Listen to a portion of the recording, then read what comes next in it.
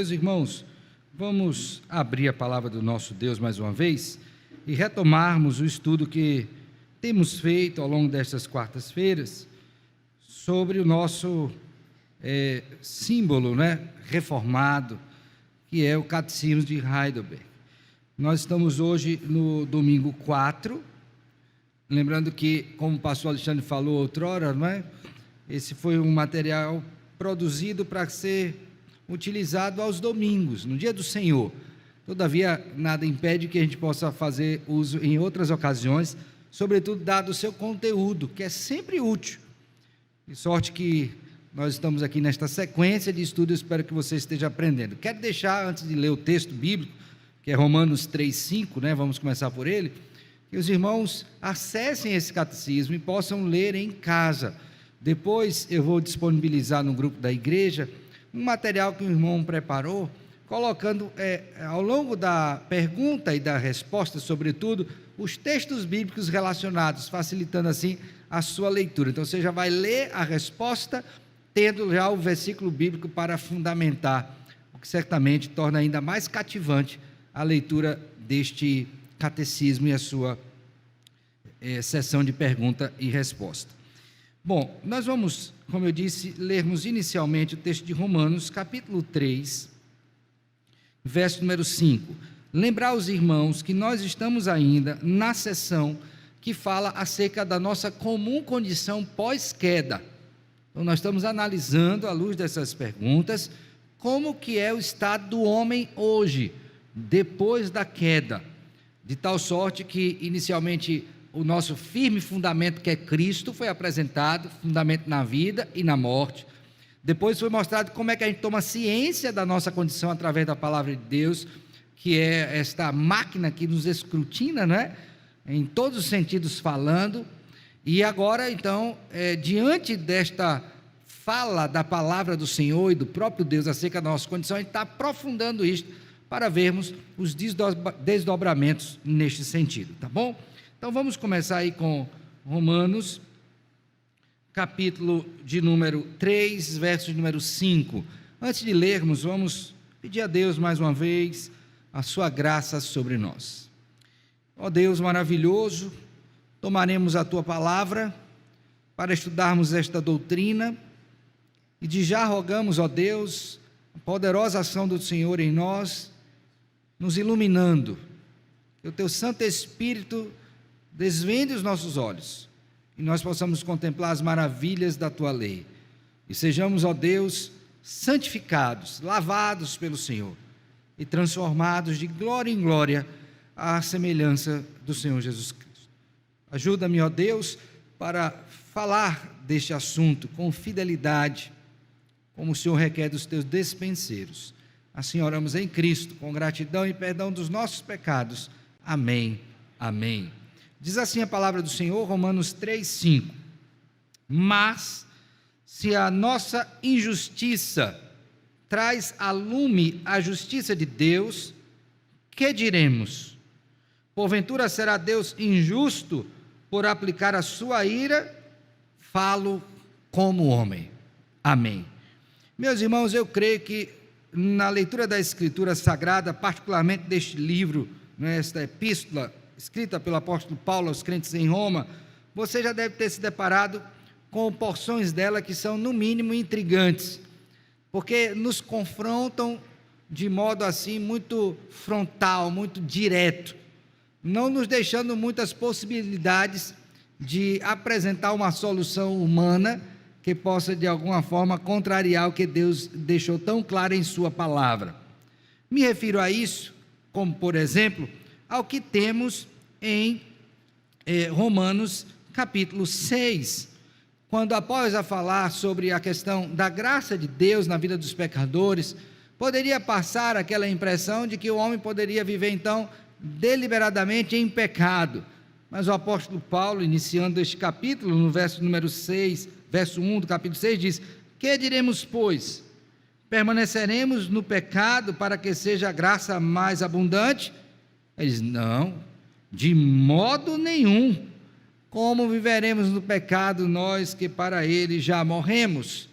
Então, note bem que as dúvidas humanas, elas surgem, e Deus não se priva de tratá-las, e responde a tudo aquilo que é necessário. Mas uma das dúvidas, a semelhança do que aconteceu nesse texto, né? Eu posso andar em pecado porque fui alvo da graça?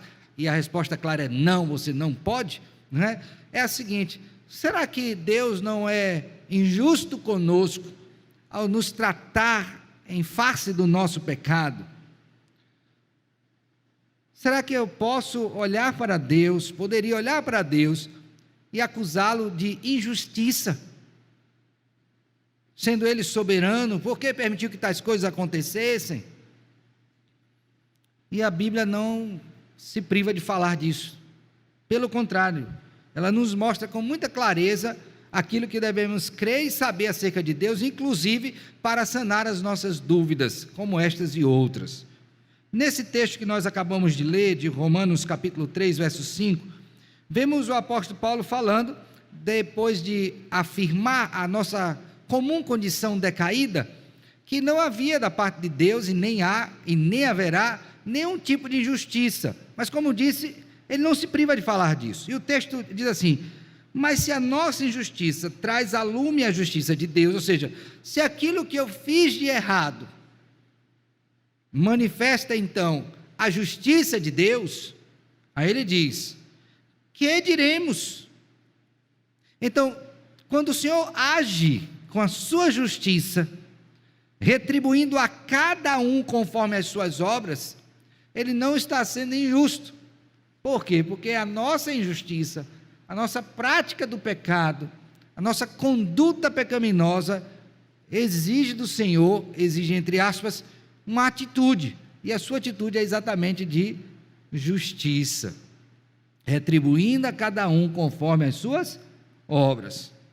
Mas aí o apóstolo Paulo vai um pouquinho mais adiante e coloca de modo mais explícito ainda esta dúvida, dizendo o seguinte: porventura será Deus injusto por aplicar a sua ira?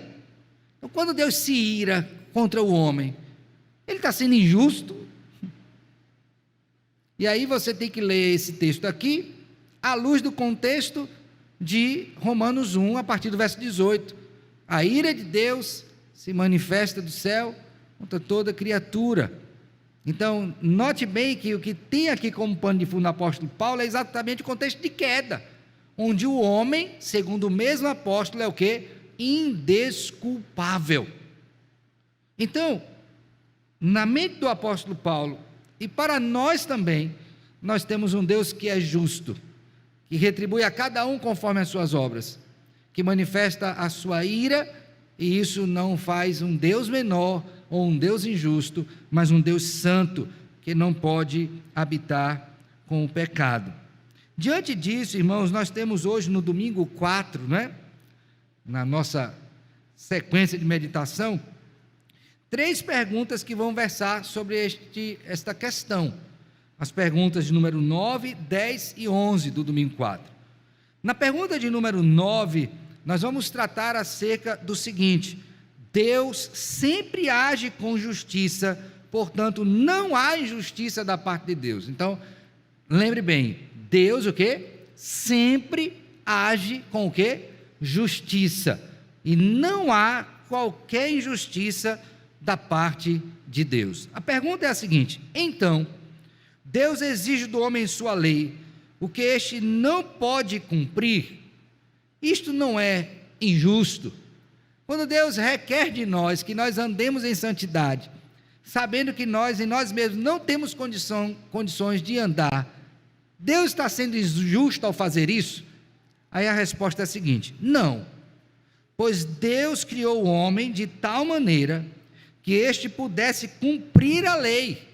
Aqui, o escritor desse catecismo está mostrando o seguinte: quando Adão foi criado, Deus deu a ele a plena capacidade de não somente conhecer a vontade de Deus, mas de obedecer a esta vontade.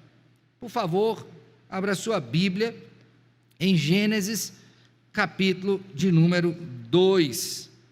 E note que após a criação, Deus entra em relação pactual com Adão, e por algum tempo Adão cumpre aquilo que Deus estabeleceu, a saber, obedecer aos seus mandamentos. Então, em Gênesis capítulo 2, verso 15 a 17, temos o que é chamado pacto das obras. O pacto foi firmado entre Deus e Adão. Essas eram as partes. E Adão nos representava ali como representante federal, representando toda a humanidade. Assim diz o texto: tomou, pois, o Senhor Deus ao homem e o colocou no jardim do Éden para o cultivar e guardar. E o Senhor Deus lhe deu esta ordem: de toda a árvore do jardim comerás livremente, mas da árvore do conhecimento do bem e do mal não comerás, porque no dia que dela comeres, certamente o quê? Morrerás. Note bem, irmãos, que depois que essa ordem é dada, Adão tem um período onde ele realiza uma tarefa à luz desses mandatos, onde ele não desobedece a Deus. Como é que a gente sabe disso? Na sequência do texto, é dito assim: disse mais o Senhor Deus: não é bom que o homem esteja só, far-lhe-ei uma auxiliadora que ele seja idônea. Havendo, pois, o Senhor Deus formado da terra todos os animais do campo, todas as aves dos céus, trouxe-os ao homem para ver como este lhe chamaria. E o nome que o homem desse a todos os seres viventes, esse seria o nome deles. Então veja que Adão está o quê? Cumprindo o mandato de Deus, relacionando-se com a criação, inclusive dando nome à criação. Então houve um período, sim, em que Adão obedeceu a Deus. Mas geralmente quando a justiça de Deus é questionada, ela não considera esse período. Por que não considera esse período? Por que quando nós falamos de justiça, já falamos diretamente para a questão da queda? Por que não observamos esse momento, inclusive que é um momento que antecede a criação da mulher, e inclusive depois um pouco também, onde ele obedeceu? Então, o catecismo está certo, quando reflete aquilo que a Escritura já tinha dito. Deus não é injusto, até porque quando ele criou o homem, ele dotou o homem de capacidade de cumprir a sua lei. E esse homem estava sob teste. Então ele tinha a possibilidade de cumprir e também de quê? De não cumprir. Então imagine, aqui logicamente numa proporção infinitamente menor, que você dê ao seu filho a condição dele estudar.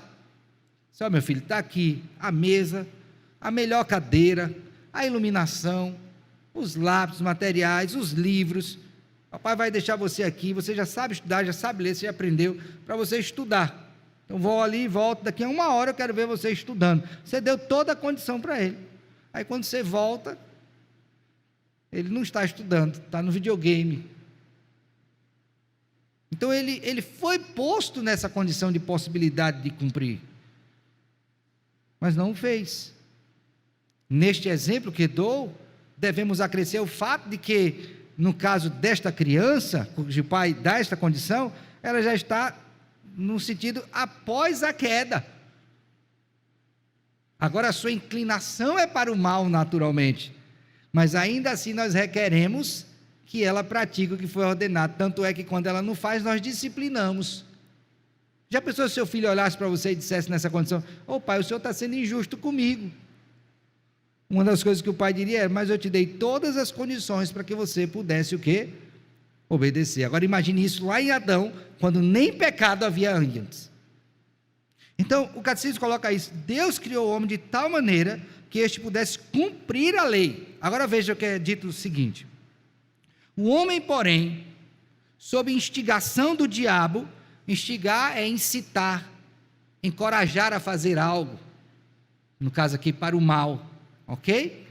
Então, sob instigação do diabo e por sua própria rebeldia, então isso aqui você tem 2 elementos, né? O diabo forçando para desobedecer e a própria rebeldia do homem, fez o quê? Privou a si mesmo e a todos os seus descendentes destes o quê? Dons. Então foi uma decisão que o homem tomou. Ele é responsável. O escritor aos Eclesiastes, diz o seguinte: o homem foi criado reto, mas ele buscou para si muitas o quê? astúcias ou invenções. Foi criado bom, você procurou. Então, o catecismo quer resguardar esta condição de justiça do Senhor, no sentido de que ele não é injusto quando exige do homem o cumprimento da sua lei. Vamos ver aqui alguns textos bíblicos. Abra a sua Bíblia, por favor, em Efésios, capítulo de número 4. Efésios, capítulo 4. Note bem esse texto, verso de número 24. Efésios 4, 24. Diz assim: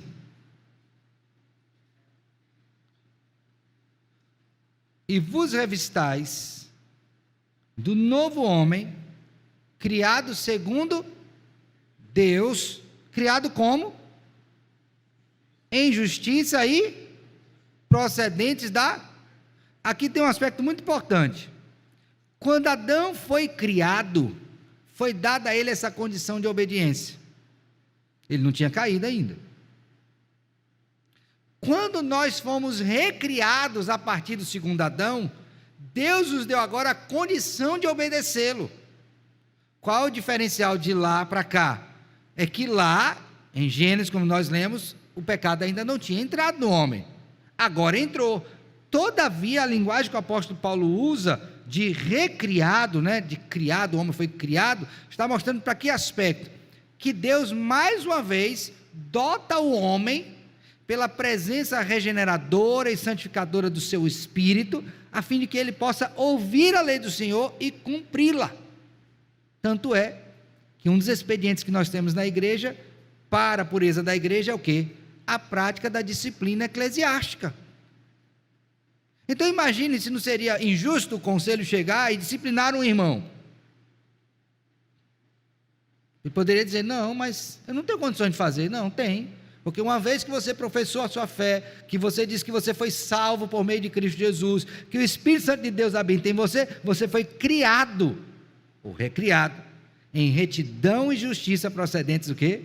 Da verdade. Então você tem condições, como salvo, dadas pelo Senhor, de cumprir a sua vontade. Logo, Deus não foi injusto com Adão, e também não é injusto conosco hoje, o seu povo, quando Ele requer de nós o cumprimento da sua lei.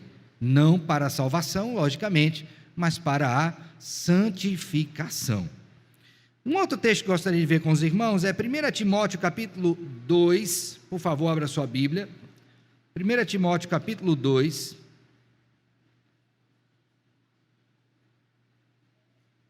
versos de número 13 e 14. 1 Timóteo 2, 13 e 14. Mais uma vez, uma alusão que o apóstolo Paulo faz ao Éden, aquela condição pré-queda e pós-queda também.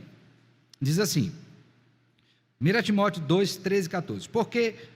Diz assim: porque primeiro foi formado Adão, depois quem? Eva. Aqui ele está falando daquela condição perfeita. Não tinha pecado de obedecer. Verso 14. E Adão não foi iludido, mas a mulher, sendo enganada, caiu em transgressão. Lembre que na ordem da queda, a serpente se aproximou, o diabo, Satanás, de Eva primeiro, Eva tomou e em consequência Adão também tomou. Mas quando Deus foi tratar do assunto, ele chama Adão como seu representante. Tanto é que ele é o primeiro ali a ser chamado. E depois, na sequência, você vê o tratamento devido a cada um, finalizando com Adão, que é nosso representante. Então, Deus não é injusto quando Ele requer de nós que nós o obedeçamos. Nunca foi, não é e jamais será. Agora, para finalizar esse ponto, abra a sua Bíblia agora em Romanos, capítulo 9, verso de número 14 a 18. Romanos 9, 14 a 18. Sobre a salvação do povo do Senhor, o apóstolo Paulo está aqui tratando. E chega um tópico que diz respeito à salvação de Israel e dos gentios. Então, a questão é, Deus não é injusto também quando opera dessa forma? Aí Paulo, o apóstolo, diz a partir do verso 14 de Romanos 9 o seguinte: que diremos, pois? A injustiça da parte de Deus. O que ele diz?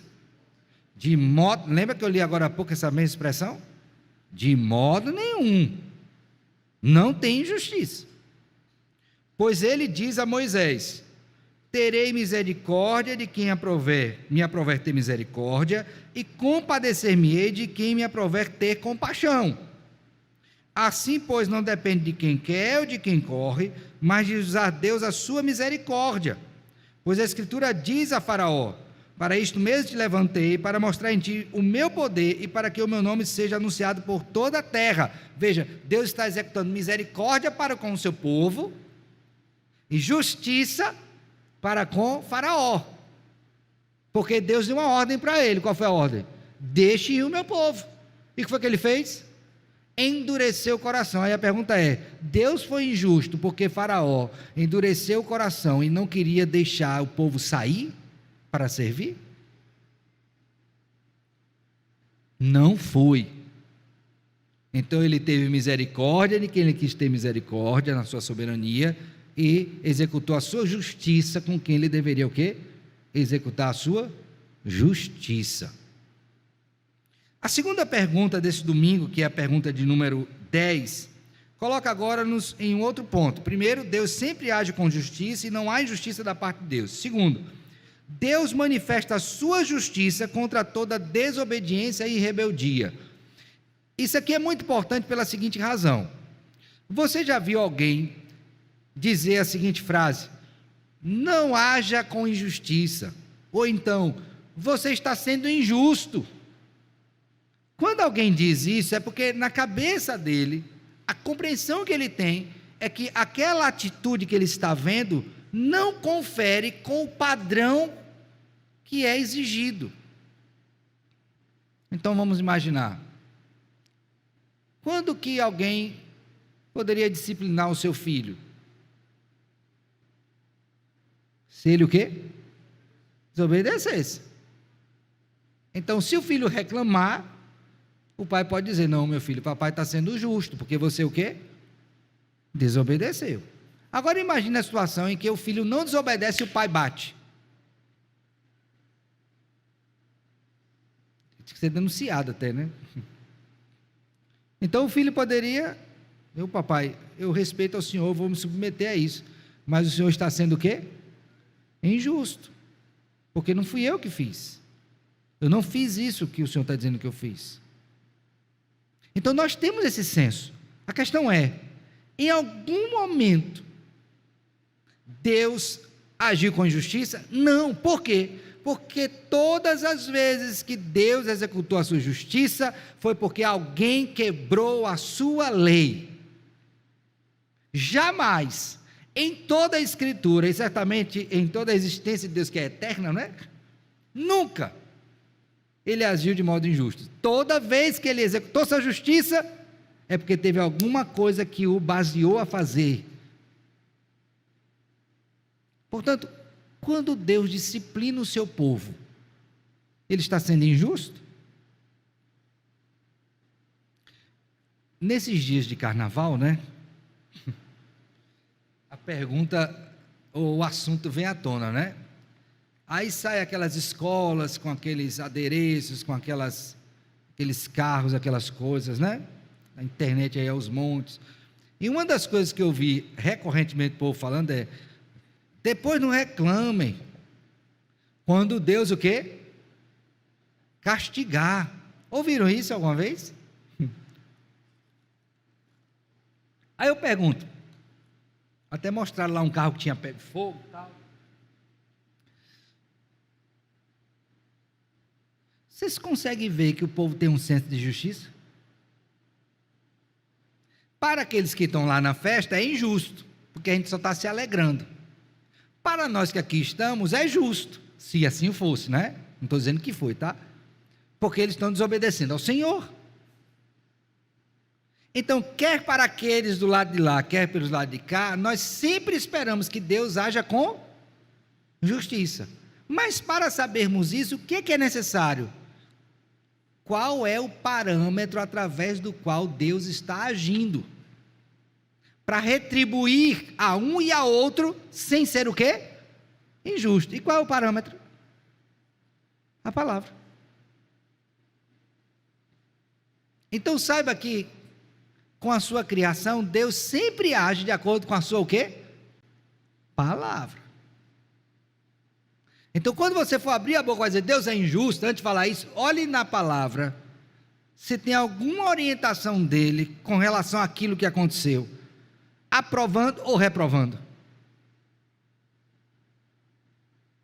Então, por exemplo, Ló recebeu o aviso para sair com a sua família daquela cidade perdida, Sodoma, não foi?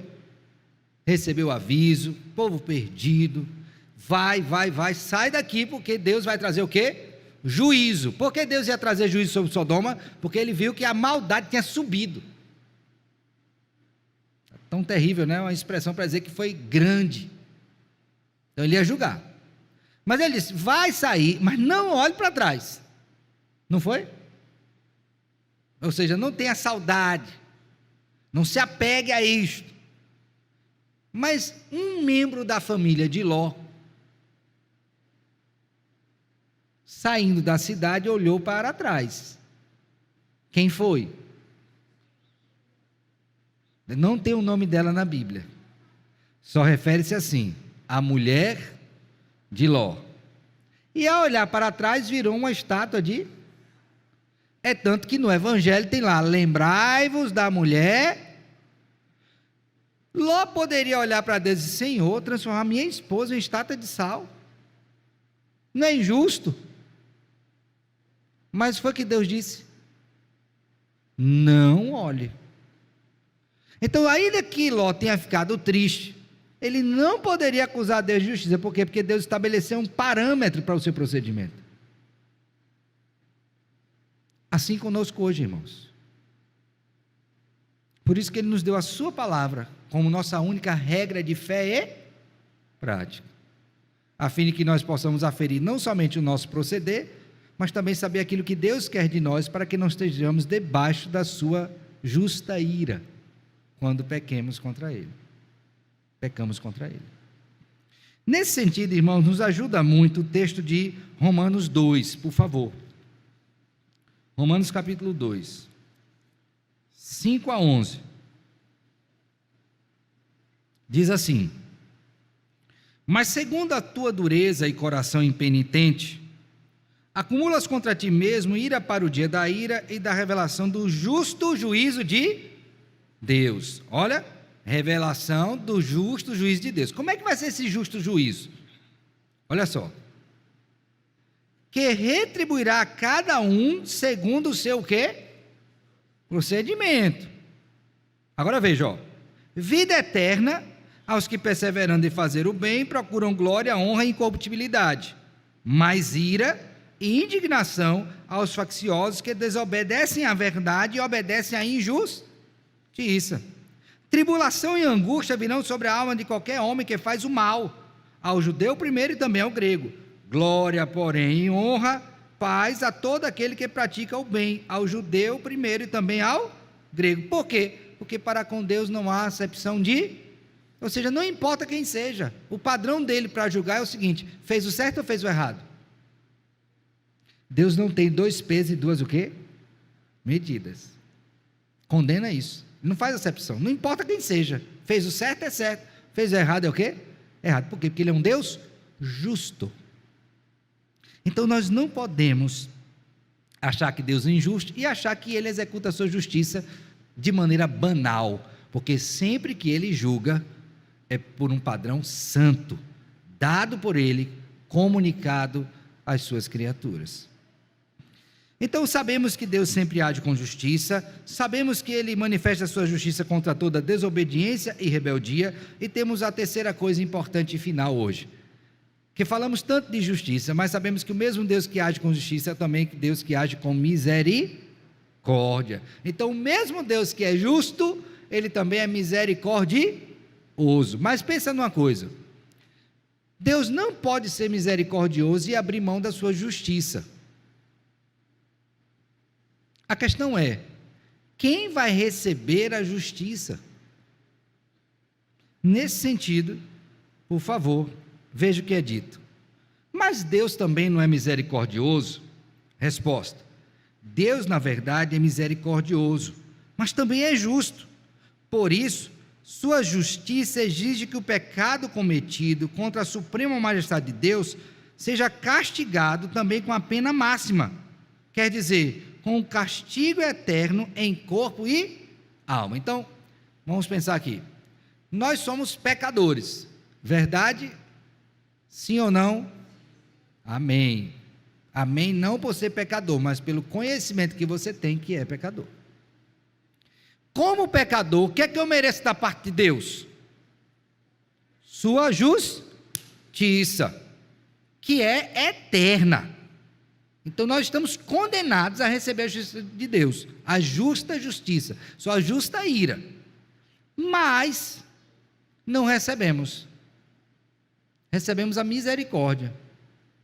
Mas aí tem a questão: alguém precisa pagar por causa da justiça para que eu seja alvo da misericórdia. Quem pagou? Quem pagou? Onde? Ele recebeu toda a ira de Deus? Diz a Bíblia que ele recebeu, sorveu, não é? O cálice da ira de Deus. E foi considerado maldito, porque maldito todo aquele que for pendurado no madeiro. Então ele recebeu a ira. Então Deus está executando sua justiça para o povo dele em quem? Em Cristo. Recebeu o peso da ira de Deus. E nós fomos declarados justificados e recebemos o quê? A misericórdia. Que coisa, né? O que é que nós tínhamos que receber? Por causa do nosso pecado? A ira. Deus diz: não, vocês não vão receber, eu os elegi, mas como eu preciso ser um Deus justo, alguém tem que receber no seu lugar. Quem vai receber?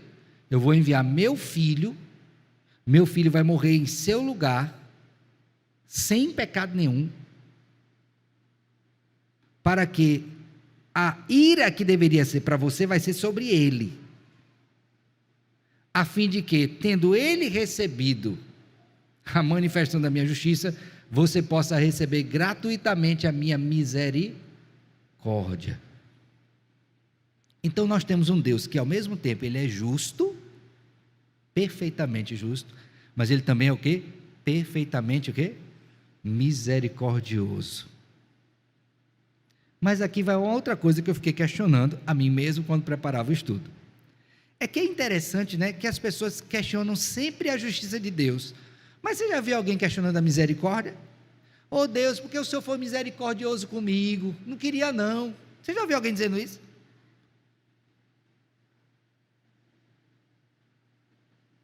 Por quê, irmãos? Isso só reflete a nossa inclinação pecaminosa. A gente só quer as benesses. A gente não quer pensar na dureza da situação do nosso terrível pecado. A gente só quer receber as bonanças.